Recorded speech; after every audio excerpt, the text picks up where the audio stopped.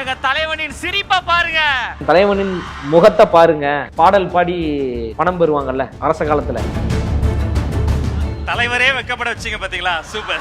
இடையில வந்து இவங்க அதிமுக கூட கூட்டணி வைக்க போறாங்க. நாங்க சொல்ல அப்படி நாங்க சொன்ன மாப்பிள்ள மிக மிக முக்கியமான ஆட்களும் பேசிக்கிட்டு இருக்கிறாங்க. அவர்கள் எல்லாம் இணைக்கக்கூடிய வேலைகளும் நடந்துகிட்டு இருக்கு. அவங்க பேர்லாம் சொன்னா பிரேக்கிங் நியூஸ் ஆயிரும். கருணாஸ் வந்து எங்களை வந்து பாதரசம் சொல்றாரு. கூவத்தோரை பத்தி பேசுவோமா? இஸ்லாமியர்களிடமிருந்து பாதுகாப்பு வேண்டும் என்று கடிதம் எழுதி ஒய் பிரிவு பாதுகாப்பு வாங்கியிருக்கிறாருன்னு வன்னி அரசு பேசுறாரு. கேவலமா இல்ல? இவங்களுடைய வார்த்தையில் சமூக நீதி இருக்கும், மற்றபடி ஒரு வேற வெங்காயமும் இருக்காது. திராவிட இயக்கம் உருவாவதற்கு அவர் தாங்க தந்தை, இவர் இல்லை என்றால் நாங்கள் இல்லை. நீங்க பீத்துறீங்கல்ல, அந்த பீத்தலுக்கு நீங்க அவருக்கு அங்க செலவு வச்சீங்களான்னு கேட்கிறோம். அது கட்சி அலுவலகம் இல்லையா? அஜித் சார் ரசிகர்கள் பல பேர் தளபதி தாங்க சிஎம்மா வரணும், அதுக்கு நாங்க வேலை செய்வோம், நாங்க பிரச்சாரம் பண்ணுவோம். Satyabama Institute of Science and Technology, Chennai and Sriperumbudur. Sir வணக்கம். வணக்கம். மேடையில் நீங்கள் பேசும்போது வந்து விஜய் சார் வந்து வெக்கப்பட வச்சிங்கல்ல, அப்பயே வந்து நீங்கள் ஃபேமஸ் ஆகிட்டீங்க. உங்களுக்கான அறிமுகமே தேவையில்லை அப்படின்னு தான் நினைக்கிறேன். ஏன்னா அப்பயே லைவ்ல பண்ணி இவர் யார் அப்படின்னு நிறைய பேர் கேட்க ஆரம்பிச்சிட்டாங்க. அந்த கூட்டம் வந்து உங்களுக்கு என்ன மாதிரியான ஒரு அனுபவத்தை கொடுத்தது? ஏன்னா முதல் முறையாக தளபதி முன்னாடி பேசுகிறீங்க, எங்களுக்கு வெளி உலகுக்கு முதல் முறையாக தெரியுது இல்லை, அது எப்படி இருந்தது? அந்த இது வந்து வாழ்க்கையில் மறக்க முடியாத ஒரு பெரும் தருணம்.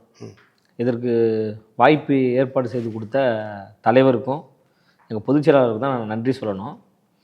இது வந்து எப்படின்னா, அகத்தின் அழகு முகத்தில் தெரியும் அப்படின்னு சொல்லுவாங்கள்ல, அந்த மாதிரி எங்கள் தலைவருடைய மனசு, அதான் அந்த இடத்துல யாரை வேணாலும் பேச வச்சுருக்கலாம். பொருளாதாரத்தில் பெரிய இடத்துல இருக்கிறவங்க யாரை வேணாலும் பேச வச்சுருக்கலாம்.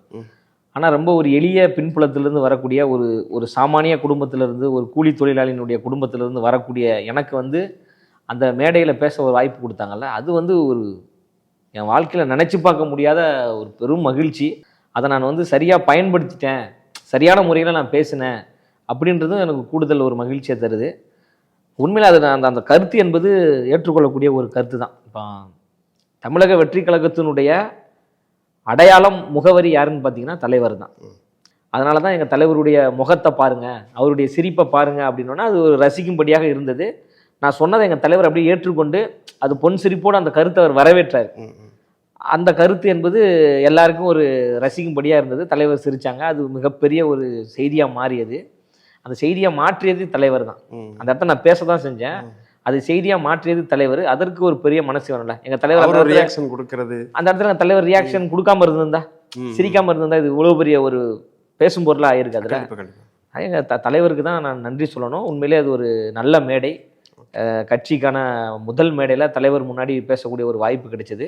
அது எப்படி முன்னாடியே நீங்கள் பேசுவீங்கன்னு சொல்லிட்டாங்களா? இல்லை, அது வந்து திடீர்னு கிடைக்கப்பட்ட ஒரு வாய்ப்பு தான் எனக்கு. அது தலைவரை பற்றி பேசும்போது அது இயல்பாக வரக்கூடிய ஒரு வார்த்தை தான். அந்த மேடையில் நான் 6 நிமிஷம் பேசினேன், எனக்கு 60 நிமிஷம் பேசினாலும் நான் பேசியிருப்பேன். அவரோட ரெஸ்பான்ஸ் எப்படி இருந்தது? எதுவும் சொன்னார் அவங்கள்ட்ட? இல்லை, ரொம்ப தலைவர் ரொம்ப சந்தோஷப்பட்டாங்க, தட்டி கொடுத்தாரு. வெல்டன், நல்லா பேசுனீங்க, தொடர்ந்து பேசுங்க அப்படின்னு சொல்றதுக்கு ஒரு மனசு வேணும்ல. அதாவது அங்கே பேச வைக்கிறதுக்கும் ஒரு மனசு வேணும், பேசுனது நீங்கள் நல்லா பேசுனீங்க அப்படின்னு சொல்றதுக்கும் ஒரு மனசு வேணும்ல. அந்த மனசு தலைவரிடம் எப்போதுமே உண்டு. அவர் இவ்வளோ பெரிய ஒரு இடத்துக்கு வருவதற்கு காரணமே அவர் ரொம்ப ஒரு நல்ல மனது கொண்டவர், நிறைய பேருக்கு உதவி செய்யணுன்ற எண்ணம் கொண்டவர்னால். அதனால தான் இவ்வளோ பெரிய இடத்துக்கு வர முடியும். 2ஆவது வருஷம் ஸ்டார்ட் பண்ணுறோம், முதல் வருஷம் அவ்வளோ பெரிய ட்ராவலு. அதில் வந்து நிறைய அவர் கருத்துக்கள் சொன்னாலும் அதில் நிறைய கருத்துக்கள் வந்து இன்னும் வந்து சோசியல் மீடியாக்களில் வந்து ரொம்பவே ட்ரோலுக்கு ஆளாகுதுல்ல, அதெல்லாம் பார்க்கும்போது உங்களுக்கு எப்படி இருக்கும்? அதாவது பொது வாழ்க்கைன்னு வந்துட்டால் விமர்சனங்கள் வரும். போற்றுவோர் போற்றட்டும், புழுதி வாரி தூற்றுவோர் தூற்றட்டும், அது நமக்கு பிரச்சனை கிடையாது. என் தலைவர் பார்க்காத விமர்சனமா, இல்லை தலைவர் பார்க்காத ட்ரோலா? அவர் சினிமாவில் அவர் மாதிரி எந்த ட்ரோலையும் யாரையுமே பார்த்துருக்க முடியாது. அந்த ஒவ்வொன்றையும் அவர் படிக்கற்களாக மாற்றி வெற்றி கற்களாக மாற்றியவர் அவர். அதனால் இது போன்ற ட்ரோல்லாம் வந்து ஒன்றுமே பண்ணாதுங்க. அதை கடந்து செல்லக்கூடிய ஒரு பக்குவம் கொண்ட ஒரு தலைவர் இருக்கிறாங்க. அவர் பேசிய 15 நிமிஷம் பேச்சு என்பது மக்களுக்கான ஒரு பேச்சு. அவர் சொல்கிறார்ல, பண்ணையார்த்தனம் கொண்ட ஆட்சி நடந்து கொண்டிருக்குன்னு தானே சொல்கிறாரு. ஆமாங்க, பண்ணையார் ஆட்சி தானே நடந்துட்டுருக்கு. அப்பா முதலமைச்சர், பையன் துணை முதலமைச்சர், பல மாவட்ட செயலாளர்கள் சட்டமன்ற உறுப்பினராக இருக்கிறாங்க. அவங்க பசங்க தான் முக்கியமான பதவிகளில் இருக்கிறாங்க. அந்த கட்சியில் பல பேர் நாடாளுமன்ற உறுப்பினராக இருக்கிறாங்க, அவங்க பசங்க தான் சட்டமன்ற உறுப்பினராக இருக்கிறாங்க. இப்போ பல உதாரணங்கள் நம்ம சொல்ல முடியுமா? ஐயா துரைமுருகன் அவர்கள் யார்? அவர் அமைச்சராக இருக்கார். அப்புறம் அவங்க பையனே நாடாளுமன்ற உறுப்பினராகவும் இருக்கிறார். இது போன்ற பல பட்டியல் இருக்குல்ல. இது வந்து ஒரு பண்ணையார்த்தனம் கொண்ட ஒரு ஆட்சி. இது வந்து சமூக நீதி கிடையாது, இது வந்து சமத்துவம் கிடையாது, இது வந்து சர்வாதிகாரம், இதுதான் பாசிசம். இதை தான் எங்க தலைவருடைய ஸ்டைலில் சொல்லணும்னா இதுதான் வந்து பாயாசம். அப்போ இதையெல்லாம் வீழ்த்த வேண்டுமென்றால் ஒரு மக்களாட்சியை உருவாக்க வேண்டும் என்று எங்கள் தலைவர் அந்த இடத்துல பேசியிருக்கிறார். அவர் எத்தனை நிமிஷம் பேசினாருன்றதை விட யாருக்காக பேசினாரு, என்ன பேசினாரு, இதனால் இப்போ எதிர்கட்சிகளெல்லாம் பதறி கொண்டிருக்கா இல்லையா? இப்போ நேற்று முதலமைச்சர் அவருடைய பிறந்தநாள் கூட்டம் நடக்குது. அது பிறந்தநாள் கூட்டம் மாதிரி இருந்துச்சா, இல்லை வயிற்றெரிச்சல் கூட்டம் மாதிரி இருந்துச்சா, இல்லை ஒப்பாரி வைக்கிற கூட்டம் மாதிரி இருந்துச்சா? பேசினவ யாராவது முதலமைச்சர் வாழ்க, முதலமைச்சர் 100 ஆண்டு காலம் வாழ்கன்னு யாராவது வாழ்த்துனாங்களா? பேசுறவங்க எல்லாரும் எங்களுக்கு எதிராக தான் பேசினாங்க. பாசிசம்னா என்னன்னே தெரியாது, பாயாசம்னா என்னன்னே தெரியாது, எங்களை விமர்சிக்க வந்துட்டாங்க அப்படின்னு எங்களுக்கு எதிராக பேசினாங்க. கருணாஸ் கூட பேசியிருந்தார். கருணாஸை பேசுவதற்கு என்னங்க அருகது இருக்கு? கருணாஸ்லாம் யாரு? முதல்ல நீங்க திமுக ஆதரவு தெரிவிச்சு போறீங்க, போட்டியிடணும்னு சீட்டு கேட்குறீங்க. திமுக உங்களுக்கு போட்டியிடுவதற்கு சீட்டே தரல. இதுதானே பாசிசம்? ஜனநாயக ரீதியாக நீங்க சீட்டு கொடுத்து அவரை போட்டியிட வச்சிருக்கணும்ல. இதை தான் எங்க தலைவர் சுட்டி காட்டுறாரு. எப்படி பிஜேபி வந்து ஒரு பாசிச அடக்குமுறை செய்கிறதோ அதே போன்றுதான் திமுகவும் ஒரு பாசிச அடக்குமுறையில இருக்கு, ஒரு பாசிச ஆட்சியை நடத்தி கொண்டிருக்கு. சொன்ன வாக்குறுதிகள் எதையுமே நிறைவேற்றல அப்படின்னு நாங்கள் மேடைக்கு மேடை எங்க தலைவர் பேசுறாங்க, எங்க கட்சியை சார்ந்தவர்களாக நம்ம பேசிக்கிட்டு இருக்கோம். அது உண்மையை அவர் பேசியதால் மக்கள் கொண்டாடுறாங்க. எதிர்கட்சிகள் எங்களுக்கு எதிராக கருத்து சொல்றாங்க. அதை நாங்கள் வரவேற்கிறோம். நீங்க கருத்து சொல்லணும்ல. குற்றமுள்ள நெஞ்சு தானே குறுகுறுக்குன்னு சொல்லுவாங்கல்ல. அப்போ நீ தப்பு பண்ணிருக்க, நல்லது பண்ணியிருந்தா எங்களுக்கு எதிராக நீங்க ஏன் கருத்து சொல்ல போறீங்க? இப்ப கருணாஸ் வந்து எங்களை வந்து பாதரசம்னு சொல்றாரு. அவரே ஒரு பெரிய ஆபாசங்க. கூவத்தூரை பத்தி பேசுவோமா? கூவத்தூர்ல நீங்க எப்படி கூத்தடிச்சிங்க, கூவத்தூர்ல நீங்க என்னெல்லாம் கும்மாளம் விட்டீங்கன்னு பேசலாமா? முதல்ல எங்க தலைவரை எதிர்த்து பேசுவதற்கு கருணாஸுக்கு கடுகளவாவது அருகதை இருக்கிறதா? உங்களோட நேர்மை இருக்கா, உண்மை இருக்கா? எதுவுமே கிடையாது. நீங்களே திமுகவின் கொத்தடிமையா இருக்கீங்க. அடிமை பத்திரத்துல கையெழுத்து போட்டு திமுக வேலை செஞ்சுக்கிட்டு இருக்கீங்க. நாங்கள் அடிமைத்தனம் கூடாது, ஏற்றத்தாழ்வுகள் கூடாது, பிரிவினைகள் கூடாது, எல்லோரும் சமமாக இருக்க வேண்டும் என்று பிறப்புக்கும் எல்லா உயிருக்கும் என்கின்ற சமத்துவ கோட்பாடுகளோடு நம்ம வருகின்ற பொழுது அடிமையாக இருக்கிறவங்க நீங்க வந்து எங்களுக்கு எதிராக எப்படி கருத்து சொல்லலாம்?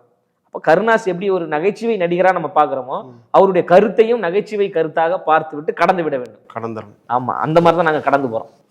அவர்கிட்ட இருந்து என்ன எதிர்பார்த்தோம்னா ஆரம்பிச்சது கரெக்டாக இருந்தது. ஏன்னா முடிக்கும்போது நான் அந்த மாதிரி மத்திய அரசு சொல்றதை நான் உண்மையை கண்டிக்கிறேன் அப்படின்ற மாதிரி ஏதாவது ஸ்டேட்மெண்ட் இன்னும் ஸ்ட்ராங்கா இருந்திருக்கலாம். மத்திய அரசு கண்டிக்கிறேன்னு சொல்லியிருக்காருல, அப்புறம் என்ன அது வரவேற்கக்கூடியதானே? மத்திய அரசு கண்டிக்கணுமா கண்டிக்க கூடாதா? அதுல எதுலையுமே பேசல மத்திய அரசுன்ற வார்த்தை. ஒன்றிய அரசுனா யாருங்க? ஒன்றிய அரசுனா யாரு சொல்லுங்க? இப்போ ஒன்றியத்துல யார் ஆட்சி செய்தார்? இந்தியை திணிக்கிற பிஜேபியை மிக மிக வன்மையாக நாங்கள் கண்டிக்கின்றோம். கடுமையாக எதிர்க்க வேண்டிய திமுக கடுமையாக எதிர்க்காமல் தடவி விட்டு கொண்டு மௌனமாக இருக்கின்ற திமுகவை நாங்கள் கண்டிக்கிறோம் தான் சொல்றோம். இதுல என்ன தவறு இருக்குன்றோம்? அதான் நான் வெளிப்படையா சொல்லிட்டேன். எங்க தலைவர் என்ன பேசுறாரோ அது மக்களுக்கு புரியுதுங்க, மக்களுக்கு புரியுது. எங்க தலைவர் பேசுறது பிஜேபிக்கு புரியுது, எங்க தலைவர் பேசுறது திமுகவுக்கு புரியுது. அதனாலதானே நீங்க கதறீங்க, இப்ப வரைக்கும் கதறிட்டு இருக்கீங்கல்ல. யாரோ பேசுறாங்க இவர்கள் சிறு பிள்ளைகள் அப்படின்னு கம்யூனிஸ்டுகள் பேசுது. கம்யூனிஸ்டுகள் மீது எங்களுக்கு அவ்வளவு மரியாதை இருக்கு. கம்யூனிஸ்ட் சித்தாந்தம் என்பது சமத்துவ சித்தாந்தம். கம்யூனிஸ்ட் சித்தாந்தம் என்பது ஏழை எளிய பாமர மக்களுக்கான சித்தாந்தம். நீங்க போயிட்டு திமுக போயிட்டு கொத்தடிமையா இருந்துகிட்டு நீங்க எங்களுக்கு எதிராக பேசலாமா? அதை விசிகாவினுடைய துணை பொதுச் செயலாளர் மன்னியரசு அவர்கள் சொல்றாரு, இஸ்லாமியர்களிடமிருந்து இவருக்கு அச்சுறுத்தல் இருக்கு, அதனால இஸ்லாமியர்களிடமிருந்து பாதுகாப்பு வேண்டும் என்று கடிதம் எழுதி ஒய் பிரிவு பாதுகாப்பு வாங்கியிருக்கிறாருன்னு வன்னியரசு பேசுறாரு. இதெல்லாம் ஒரு பேச்சா? அயோக்கியத்தனமா இல்லை, கேவலமா இல்லை? அப்போ தமிழ்நாட்டில் இருக்கிற இஸ்லாமியர்களை வந்து தீவிரவாதிகள்னு வன்னியரசு சொல்றாரா? விடுதலை சிறுத்தைகள் சொல்லுதா? நாங்கள் இஸ்லாமியர்களோட சகோதர உணர்வோடு இருக்கோம். எங்கள் கட்சியினுடைய கொள்கை பரப்பு இணைச் செயலாளராக இஸ்லாமிய பெண்மணி இருக்கிறாங்க. ஆயிரக்கணக்கான இஸ்லாமியர்கள் கட்சியில பொறுப்புல இருக்கிறாங்க. தாயுள்ளத்தோடு பழகி கொண்டிருக்கின்ற பொழுது இஸ்லாமியர்களிடமிருந்து பாதுகாப்பு கொடுங்கன்னு எங்க தலைவர் ஒய் பிரிவு பாதுகாப்பு கேட்டாருன்னு பேசுறதுக்கு வெக்கமா இல்லை, கேவலமா இல்லை, அயோக்கியத்தனமா இல்லை? அப்போ அமைதி பூங்காவாக இருக்கின்ற தமிழ்நாட்டுக்குள்ள கலவரத்தை தூண்டுறாரா வன்னியரசு அவர்களே? அண்ணன் திருமாவர்கள் உடனடியாக இதை வந்து கண்டிக்கணும், வன்னியரசை கண்டிக்கணுங்க. என்ன பேச்சு இது? ஒரு சேட்டலைட் சேனல்ல பல கோடி மக்கள் பார்க்கக்கூடிய ஒரு சேனல்ல உட்காந்துட்டு எங்க தலைவரை சிறுமைப்படுத்துறது, இஸ்லாமிய மக்களை சிறுமைப்படுத்துவது, இதெல்லாம் ரொம்ப ஒரு அநாகரிகமான ஒரு பேச்சு இல்ல? அதான் வாய் இருப்பதற்காக என்ன வேணாலும் பேசக்கூடாதுங்க, ரொம்ப ஒரு தவறானது. நீங்களே அடிமையா தானே இருக்கீங்க திமுக, கொத்தடிமையா.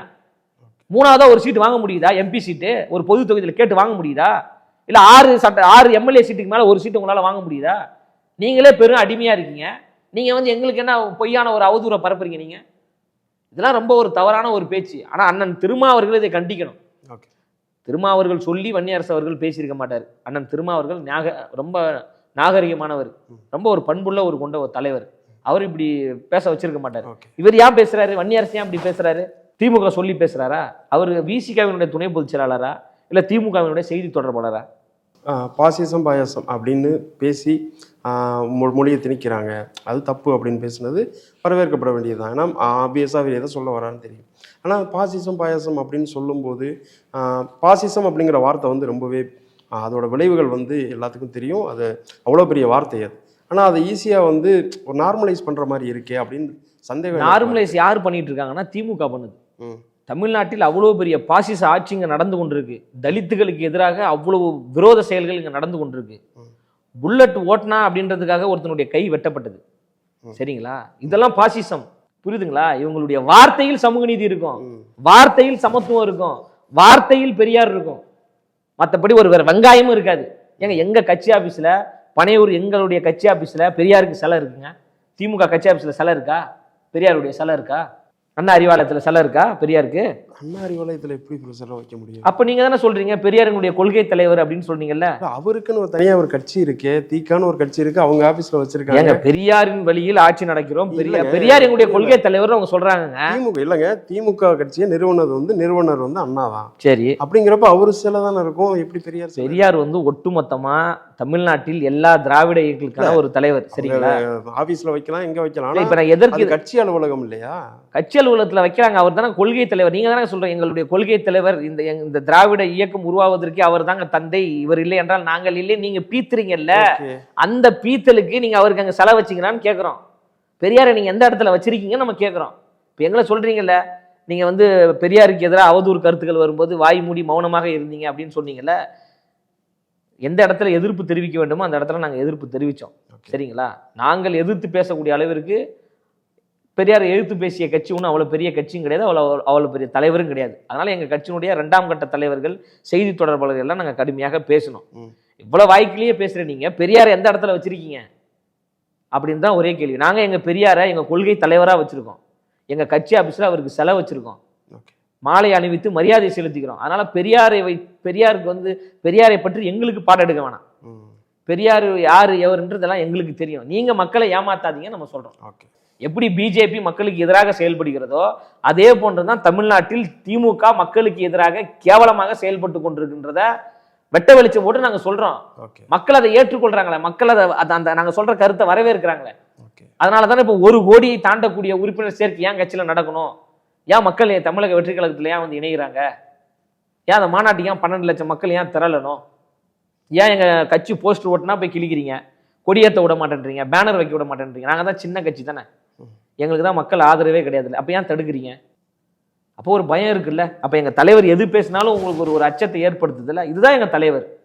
எங்கள் தலைவர் ஒரு விஷயம் சொன்னார்னா அது ஒரு தேசிய செய்தியாக மாறும். கூட்டணி கட்சியினுடைய தயவே இல்லாமல், கூட்டணியே இல்லாமல் திமுக இது வரைக்கும் ஜெயிச்சிருக்கா தமிழ்நாட்டில்?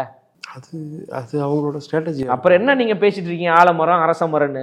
உங்களுக்கு பலமே கூட்டணி கட்சி தான். அதான் எங்க தலைவர் அந்த புத்தக வெளியீட்டுல சொன்னாரு பாருங்க, 200 வெல்வம் என்கின்ற மமதையோடு நீங்க இருக்கீங்களா, அதை மக்களே வீழ்த்துவார்கள், மக்களே உங்களை 0 ஆக்குவார்கள் எங்க தலைவர் சொன்னார்ல. தமிழ்நாட்டு மக்களை நம்பிதான் எங்க தலைவர் வரார். அந்த மக்கள் முடிவு பண்ணுவாங்க யாரு முதலமைச்சராக வரணும் வரக்கூடாதுன்னு. நாங்க மக்கள் தாவேக்கா எங்க தலைவர் தளபதி தமிழ்நாட்டு மக்களை நம்பி வராரு. திமுகவினுடைய தலைவர் முதலமைச்சர் திரு ஸ்டாலின் அவர்கள் கூட்டணியை நம்பி வர்றார். இப்ப யாரு பலமானவர்கள்? மக்களை நம்பி வரவங்க பலமானவர்களா இல்ல கூட்டணி கட்சியை நம்பி வரவங்க பலமானவர்களா? ஆனா இங்க அரசியல் களத்துல வெற்றி தானே, வெற்றி நாங்க கொடுக்க போறோமே. 2026 நீங்க பார்க்க தானே போறோம். நாங்க எந்த இடத்துல தோக்க போறோம்னு சொன்னோமா? நாங்க தான் பிரைமரி ஃபோர்ஸ் தான் நாங்க வரோம், முதன்மை சக்தி. ஓகே, முதலமைச்சர் வேட்பாளர் தலைவர் தளபதி தான். 2026 முதலமைச்சரே அவர் தான். தமிழக வெற்றி கழகம் தான் 4 கட்சியாக வரப்போகுதுன்னு சொல்லி தானே நாங்க வரோம். நாங்க மற்ற கட்சிகளை நம்பியா வரோம்? அதிமுகவை நம்பி, காங்கிரஸை நம்பி, மற்ற கட்சிகளை நம்பி இவங்கெல்லாம் இருந்தால் தான் எங்கள் தலைவர் சிஎம் ஆவார் அப்படின்னு நாங்கள் சொன்னோம். மக்களை நம்பி தான் நாங்கள் வரோம். இடையில இன்னொரு இதுவும் போயிட்டு இருந்தது, அதுக்கு இன்னைக்கு தான் ஒரு விடை கிடைச்சதுன்னு சொல்லலாம். இடையில வந்து இவங்க அதிமுக கூட கூட்டணி வைக்க போறாங்க நாங்கள் சொன்னோம் அப்படின்னு ஒரு வதந்திகள். அது ஒரு நரேட்டிவ் செட் பண்றாங்க. யாருன்னா அந்த 200 ரூபாய் காசை வாங்கி கொண்டு சில கொத்தடிமைகள் இங்க வேலை செய்யறாங்க. திமுகவினுடைய தொங்கு சதைகளாக, திமுகவினுடைய அறிவிக்கப்படாத செய்தி தொடர்பாளர்களாக, வாயை வாடகைக்கு விடக்கூடிய சில தற்கூரிகள் கூட்டம் இங்கே வந்து ஒரு மாற்றம் நிகழ்ந்தாவே அதை தடுப்பதற்கென்று வேலை செய்வாங்க. அவர்கள் ஒரு நரேட்டிவ் செட் பண்ணுறாங்க, இவங்க ஏடிஎம்கேயோட கூட்டணிக்கு போகிறாங்க அப்படின்னு. நாங்கள் எதுக்கு ஏடிஎம்கேயோட கூட்டணிக்கு போனோம்? இப்போ நாங்கள் ஏடிஎம்கேயோட கூட்டணிக்கு போயிட்டு எடப்பாடி பழனிசாமி அவர்களை முதலமைச்சராக்குவதற்காக ஒரு கட்சி ஆரம்பிச்சாரு? இல்லை அதிமுக ஆளுங்கட்சியாக வர வேண்டும் என்பதற்காகவா தமிழக வெற்றி கழகம் உருவானது? ஏங்க மிகப்பெரிய ஒரு மகுடத்தை வேணான்னு தூக்கி எரிஞ்சிட்டாருங்க. 300 கோடி ரூபா சம்பளம் அவருக்கு ஒரு படத்துக்கு. இப்போ கூட தயாரிப்பாளர்கள் கியூவில் நிற்கிறாங்க, அவ்வளோ டைரக்டர் கதை சொல்றதுக்கு தயாராக இருக்கிறாங்க. அப்படிப்பட்ட சினிமா அந்த நம்பர் 1 இடத்த வேணான்னு சொல்லிட்டு நான் தமிழ்நாட்டு மக்களுக்கு உதவி செய்ய போறேன், என்னை இந்த மாதிரி நல்ல நிலைக்கு கொண்டு வந்தது தமிழ்நாட்டு மக்கள், அப்ப தமிழ்நாட்டை நான் நல்ல நிலைக்கு கொண்டு வர வேண்டும் என்று தியாக உணர்வோடு வரக்கூடிய தலைவர் இன்னொரு கட்சி ஆட்சிக்கு வரணும், இன்னொருத்தர் சிஎம்மா வரணும்னு நான் நினைப்பாரு? எங்க தலைவர் முதலமைச்சர் ஆகணும், எங்க கட்சி ஆட்சியில் போய் உட்காரணும், எங்க தோழர்கள் மாமன்ற உறுப்பினர்களாக, எங்க தோழர்கள் சட்டமன்ற உறுப்பினர்களாக, எங்க தோழர்கள் நாடாளுமன்ற உறுப்பினர்களாக போய் உட்கார வேண்டும் என்று தான் நாங்கள் வேலை செய்கிறோம். அதனால சில ஆட்கள் பேசுறதுக்குலாம் நம்ம என்ன பதில் சொல்ல முடியாது, அது அவங்களுடைய வியூகம், அவங்க அந்த மாதிரி ஒரு நரேட்டிவ் செட் பண்றாங்க. நாங்கள் அப்படிலாம் எதுவுமே கிடையாது, எங்க தலைமையில தான் கூட்டணி. ஓகே. இல்லை, எனக்கு இன்னொரு இடத்துல என்னன்னா, ஐயநாதன் அவர் பேசும்போதும் வந்து இதை குறிப்பிட்டு பேசியிருந்தார், அதை நீங்க பார்த்துருப்பீங்கன்னு நினைக்கிறேன். அதுக்காக ஏங்க ஐயநாதன் பேசியது பொய்ங்க. அதாவது ஒரு பத்திரிக்கையாளருக்கு தர்மம் இருக்கணும் முதல்ல. அதாவது அவர் தலைவரை சந்தித்து பேசதா சொல்றாரு, பேசினாரா என்னன்னு நமக்கு தெரியாது. 45 நிமிஷம் பேசினேன்னு சொல்றாரு, அதுல உண்மை இருக்கா பொய்யான்னு நமக்கு தெரியல. எங்க தலைவர் ஒரு கருத்தை அவர்கிட்ட சொல்லியிருக்கிறாரு, அதை வந்து அப்படியே வெளில சொல்லுவாங்களா யாராவது? உண்மையா இருந்தாலும் கூட நான் சொல்றேன், உங்களை நம்பி சொல்றாரு. நீங்க ஒரு பத்திரிக்கையாளர் தானே, அவர் உண்மை சொன்னாரா பொய் சொன்னாரான்னா யாருக்குமே தெரியாது. நீங்க வந்து ஒரு கருத்தை வந்து நீங்க சொல்றீங்கன்னா நீங்க பத்திரிக்கையாளரா? தரம் கெட்டவர், அயோக்கியத்தனமான சிந்தனை கொண்டவர். நான் தான் தோல் உரிச்சேன் அவரை எல்லா ஊடகத்திலையும் உட்காந்து. நீங்க எதற்காக கட்சிக்குள்ள வந்தீங்க, என்ன நோக்கத்தோடு கட்சிக்காக வந்தீங்க, அந்த நோக்கம் நிறைவேறவில்லை என்றோன்னே என் கட்சிக்கு எதிராக நீங்க பேசுறீங்க. பதவி வேண்டும் என்று வந்தீங்க, பதவி கிடைக்கலன்னே என் கட்சிக்கு எதிராக பேசுறீங்க. அதனால ஐயநாதன் பேசுறதெல்லாம் ஒரு பேச்சுட்டு நீங்க ஒரு கேள்வி கேட்குறீங்க. காளியம்மாள் வந்து தாவேக்காவுக்கு தான் வரப்போறாங்க, அங்கேருந்து குவைட் பண்ணிட்டாங்க, இங்கே தான் வரப்போகிறாங்க அப்படின்னு ஒரு தகவல் உள்ளதில்லை. அதை எப்படி? ஏங்க நம்ம கட்சி என்பது ஜனநாயக கட்சிங்க. எங்கள் தலைவர் வந்து ஒரு ஜனநாயக தலைவர், யார் வேண்டுமானாலும் வரலாம் மக்கள் பணி செய்வதற்கு. இப்போ காளியம்மாள் வராங்கன்னா வரட்டுமே, அதில் என்ன தப்பு இருக்கு? அவர்களை வந்து சேர்க்கணுமா சேர்க்கக்கூடாதா என்பது எங்கள் கட்சியினுடைய மேல்மட்ட நிர்வாகிகள் இருக்கிறாங்க, எங்கள் பொதுச் செயலாளர் இருக்காங்க, எங்கள் தலைவர் இருக்கிறாங்க. அவங்க வந்து முறையாக விசாரித்து எந்த குற்ற பின்னணி இல்லாமல் இருந்தால், நேர்மையாக இருந்தாங்கன்னா அவங்கள கட்சியில் இணைத்து பணி கொடுப்பாங்க, பணியாற்ற போகிறாங்க. இதில் என்ன தவறு இருக்குது? அது ஒன்றும் பிரச்சனை கிடையாது. ஆனால் அவங்க வராங்களான்றது எனக்கு தெரியாது. Okay okay. யார் வேண்டுமானாலும் எங்கள் கட்சிக்கு வரலாம். இந்த தமிழ் மொழி சார்ந்து, இந்த மண் சார்ந்து, வரலாறு சார்ந்து, பண்பாடு சார்ந்து இந்த மக்களுக்காக உழைக்க வேண்டும் என்று நினைக்கிறாங்களா அவங்க யார் வேண்டுமானாலும், மாற்றத்தை உருவாக்க வேண்டும் என்று நினைக்கிறாங்களா யார் வேண்டுமானாலும் கட்சிக்கு வரலாம். உண்மையும் நேர்மையுமாக உழைக்கணும். அதற்கான கட்டமைப்பு வேலைகள் நடந்துகிட்டு இருக்கு. ஏற்கனவே நம்ம 120 மாவட்டமாக பிரிச்சிருக்கிறோம். 120 மாவட்ட செயலாளர்களை நம்ம நியமிச்சிட்டோம். கட்சியினுடைய அடுத்த கட்ட மாவட்ட நிர்வாகிகளை நியமிக்கக்கூடிய வேலைகள் நடந்துகிட்டு இருக்கு. மாநில பொறுப்பாளர்களையும் நியமிக்கக்கூடிய வேலைகள் இருக்கு. பல வேலைகள் நடந்து கொண்டு இருக்குல்ல. அதான் நாள்தோறும் நிறைய பேர் வராங்க, கட்சிக்கு வராங்க. பெரிய பெரிய ஆட்களும் எங்களோடு பேசி கொண்டிருக்கிறாங்க. மிக முக்கியமான ஆட்களும் பேசிக்கிட்டு இருக்கிறாங்க. நான் கேட்க வந்தேன். மிக மிக முக்கியமான ஆட்களும் பேசிக்கிட்டு இருக்கிறாங்க. அவர்கள் எல்லாம் இணைக்கக்கூடிய வேலைகளும் நடந்துகிட்டு இருக்கு. ஏன்னா முதல் வருஷம் ஆரம்பிச்சு இப்போ 2வது வருஷம் இந்த ஸ்டேஜில் வந்து இன்னும் நிறைய தலைகள் இருந்திருப்பாங்கன்னு எதிர்பார்த்தோம். அதாவது நிறைய பேர் வராங்க பிரதர், உங்ககிட்ட நான் சொல்றேனே, நிறைய பேர் வராங்க, முக்கியமான ஆட்கள்லாம் வராங்க. முன்னாள் அமைச்சர்கள் வராங்க, முன்னாள் அமைச்சர்கள் வராங்க, மிகப்பெரிய தொழிலதிபர்கள் வராங்க, முன்னாள் IAS ஆபீசர்ஸ், IPS ஆபீசர் என்று பலரும் எங்க கட்சிக்கு வருவதற்கு தயாராக இருக்கிறாங்க. நாங்க யாரையும் சேர்க்காம இருக்கிறோம், அவ்வளவுதான். புரியுதுங்களா உங்களுக்கு? அதனால வந்து இவங்க கட்சியில யாருமே சேரலையோ அப்படின்னு நீங்க நினைக்காதீங்க. பலரும் வராங்க, பலரும் வந்து அனுமதி கேட்கறாங்க, அப்பாயின்மெண்ட் கேட்கறாங்க, சந்திப்பதற்கு நேரம் கேட்கறாங்க. நாங்க இன்னும் நேரம் ஒதுக்கல. ஏன்னா இங்க வந்து எங்க தலைவருக்காக 20 வருஷமாக, 15 வருஷமாக, 10 வருஷமாக உழைத்தவர்கள் இருக்கிறாங்க. அப்ப அவர்களுக்கு அங்கீகாரம் கொடுக்கணும், அவர்களுக்கு பதவி கொடுக்கணும், அவர்களை வந்து உயர்ந்த இடத்துக்கு கொண்டு வர வேண்டும் என்பதில் எங்க தலைவர் தெளிவாக இருக்கிறார். அப்ப அவர்களுக்கெல்லாம் பதவி கொடுத்த பிறகுதான் மாற்று கட்சியை சார்ந்தவங்க, மற்ற முக்கியமானவர்கள் எல்லாம் எங்க தலைவர் வந்து சந்திக்க போறாரு, அவர்களுக்கெல்லாம் பதவி கொடுக்க போறாரு. அதற்கான வேலைகள் நடந்துகிட்டு இருக்கு. அதனால திரும்பவும் சொல்றேன், யாருமே எங்க கிட்ட வரல அப்படின்னு நினைக்கிறாங்கல்ல, அது ரொம்ப தவறு. பலரும் பேசிக்கிட்டு இருக்கிறாங்க, என்கிட்டயே பலரும் பேசுறாங்க. முக்கியமான ஆட்கள்லாம் இப்போ வரைக்கும் என்கிட்ட பேசிட்டு இருக்காங்க. அவங்க பேர்லாம் சொன்னேன்னா பிரேக்கிங் நியூஸ் ஆயிரும். Okay okay. இப்போ நீங்கள் அந்த வீடியோ டெலிகாஸ்ட் பண்ணிட்டீங்கன்னு வச்சுக்கோங்களேன், நான் இவர் வந்து எங்கள் கட்சியில் சேர்றதுக்கு என்கிட்ட பேசிட்டு இருக்காருங்க, ஓகே, நாங்கள் இன்னும் அப்பாயின்மெண்ட் கொடுக்காம இருக்கிறோன்னு நான் ஒரு வார்த்தை சொன்னேன்னா பிரேக்கிங் நியூஸ் எல்லா சேனல்லையும் பிரேக்கிங் நியூஸ். அதனால வந்து யாரும் பேசலாம் கிடையாது, பலரும் பேசிட்டு தான் இருக்கிறாங்க. நாங்கள் இன்னும் சேர்த்து கொள்ளாமல் இருக்கிறோம், ஆனால் விரைவில் சேர்த்து விடுவோம். ஓகே சரி. நான் கடைசியாக ஒரு 2 கேள்வியோடு முடிக்கிறேன். கமல்ஹாசன் அவர் ஒரு ஸ்டேட்மெண்ட் கொடுத்துருப்பார், நீங்கள் பார்த்துருப்பீங்க. ரசிகர்கள் வேறு வாக்காளர்கள் வேறு அப்படின்னு ஒரு ஸ்டேட்மெண்ட் கொடுத்துருப்பாரு. அதை எப்படி பார்க்குறீங்க? ஏன்னா அதை எடுத்து போட்டு நிறைய பேர் என்ன பேச ஆரம்பித்தாங்கன்னா, தாவேக்கால இருக்க ரசிகர்கள் வேறு, அவங்க வந்து வாக்காளரில் மாற மாட்டாங்க. இல்லை முடிச்சிடறேன், அப்படி தான் அவங்க புரிஞ்சுக்கிறாங்க. ஐயா கமலஹாசன் அவர்கள் நினைக்கும் போது பரிதாபமாக இருக்குது. ரசிகர்கள் வேறு தொண்டர்கள் வேறு அப்படின்னா எப்படி? ரசிகர்கள் வேற ஒரு கிரகத்தில் இருந்தும் தொண்டர்கள் வேற ஒரு கிரகத்தில் இருந்தால் வரப்போகிறாங்க. ரசிகர்கள் தாங்க தொண்டர்கள், தொண்டர்கள் தாங்க ரசிகர்கள்.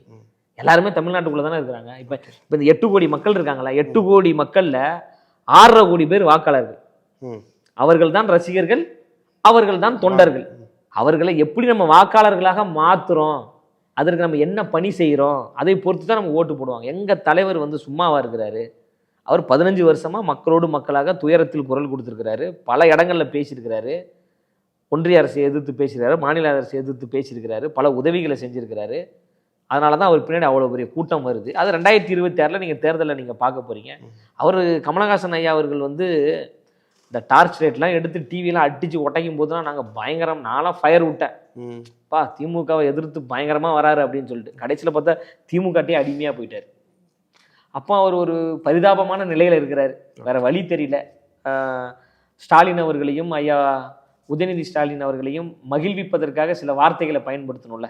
ஓகே, சிலர் வந்து பாடல் பாடி பணம் பெறுவாங்கல்ல அரச காலத்தில், அந்த மாதிரி புகழ் பாடி பணம் பெறுவாங்கல்ல, அதை மாதிரி இவர் வந்து அவர்களை மகிழ்விப்பதற்காக ஏதோ பேசுகிறாரு. பேசிட்டு போங்க, அது ஒன்றும் பிரச்சனை கிடையாது. எங்களுக்கு மக்கள் எங்கள் பக்கம் இருக்கிறாங்க. ஓகே. நேற்று குட் பை டே டீச்சர் பார்த்தீங்களா? நான் பார்க்கல பிரதர். ஓகே, நான் பார்க்கல. இல்லை அது எப்படின்னா, அதாவது ரசிகர் சட்டையெல்லாம் முடிஞ்சிருச்சுங்க. இல்லை நான் பொது பார்வையாளராக தான், நான் பார்க்கல. ஆனால் சில ஃபோட்டோஸ்லாம் பார்த்தா நல்லா தான் இருந்தது. அதனால் அது ஒன்றும் பிரச்சனை கிடையாது. தலை என்று அன்போடு அழைக்கப்படுகின்ற அஜித்குமார் சார் இருக்கார்ல, அவருடைய ரசிகர்கள் பல பேர் தாவேக்கெல்லாம் இணைஞ்சிட்டாங்க. தாவேக்கோடு இணைஞ்சு பணியாற்றி கொண்டு இருக்கிறாங்க. ஓகே, நீங்கள் பல இடங்கள் அதை நீங்கள் பார்க்கலாம். புரியுதுங்களா? நிறைய பேர் சிஎம் அப்படின்னு எங்கள் தளபதி பேரெல்லாம் சொல்கிறாங்க. மாநாட்டுக்கு கட் அவுட்லாம் வச்சாங்க, தளபதி தோழர்கள் அப்படின்னு சொல்லிட்டு கட் அவுட்லாம் வச்சாங்க. மாநாட்டுக்கு செல்லக்கூடியவர்கள் காயப்பட்டு கிடந்தாங்க பல இடங்களில். அவங்களுக்கு வந்து ஆம்புலன்ஸ் உதவிலாம் வந்து அஜித் சார் ரசிகர்கள் பல இடங்களில் உதவி செஞ்சுருக்காங்க. அதை நம்ம கண்கூட பார்த்துருக்குறோம். ரசிகர் சண்டைலாம் ஒரு காலத்தில் இருந்தது, அது அன்பின் மிகுதியில் இருக்கும். அவரே மாஸ்டர் ஸ்டேஜில் நண்பர்ன்ட்டாரு. அவ்வளோ ரசிகர் சண்டைகள் எல்லா இடங்கள்லையும் இருக்கும், அன்பின் மிகுதியில் இருக்கும். அதெல்லாம் தூக்கி போட்டு எல்லாரும் தோல் கொடுத்து தோழராக மாறி அஜித் சார் ரசிகர்கள் பல பேர் தளபதி தாங்க சிஎம்மாக வரணும், அதுக்கு நாங்கள் வேலை செய்வோம், நாங்கள் பிரச்சாரம் பண்ணுவோம்னு எத்தனை பேர் கட்சியில் நான் சேர்த்து விட்டுட்டு இருக்கேன். பல பேர் தாவேக்கனோட உறுப்பினராக இருக்கிறாங்க. ஓகே, அதனால் வந்து அஜித் தோழர்களே நாங்கள் வரவேற்கிறோம், அதில் எந்த தப்பும் கிடையாது. எங்களுக்கு நிறைய கேள்விகளுக்கு நீங்கள் பதில் சொன்னீங்க, ரொம்ப நன்றி. மிக்க நன்றி. Satyabama Institute of Science and Technology, Chennai and Sri Perumbudur.